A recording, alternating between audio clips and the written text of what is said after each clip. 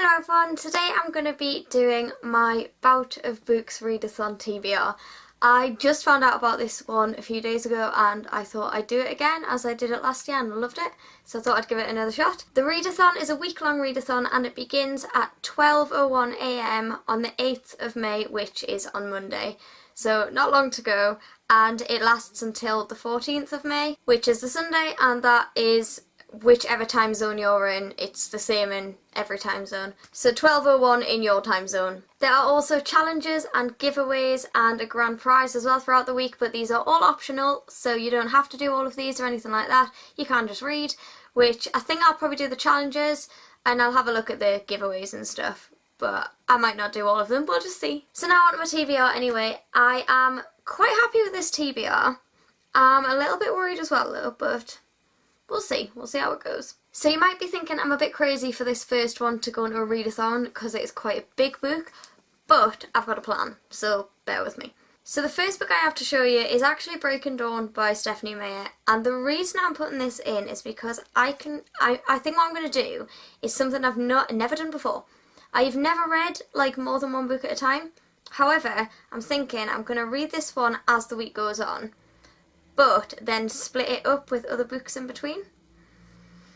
I'm going to break my one book at a time rule, basically. But anyway, this is Stephanie Meyer's fourth book in the Twilight series and the final book, and I've been meaning to read this for absolutely ages, so I'm just thinking, just get it done, the readathon, then it's done. If you somehow don't know what Twilight is about, it is about Bella Swan, who moves to Forks to live with her dad, and she ends up going to school there, and at school she meets a boy called Edward Cullen, and Edward Cullen ends up being a vampire. Don't really want to say much more, but yeah, that's the general idea of it anyway. But yeah, like I said, I hope to get this read, but it'll be a one where I read all the way through the week, rather than just in one big bulk, I think. But honestly, things can change, I have no idea. The next book I have is Broken Soup by Jenny Valentine, and this I generally have no idea what it's about, but it's quite a short book, and I did say in my May TBR that I might put this in the readathon anyway, because it is quite short and the font is generally okay, and it's quite short and everything, so it should be fine.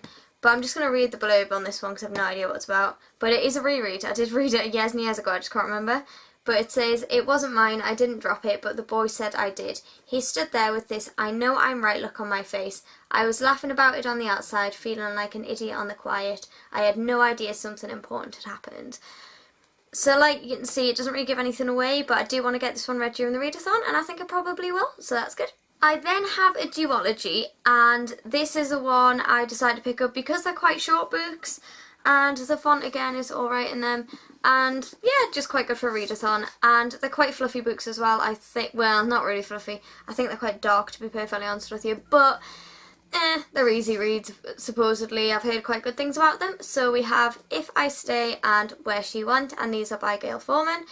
And this is the duology anyway. I'm not going to tell you what it's actually, to be honest, I don't even know what it's about, but I'm not going to be able to explain it. However, I will read the back for you on If I Stay, the first book. It says, "Life can change in an instant. A cold February morning, a snowy road, and suddenly all of Maya's choices are gone, except one.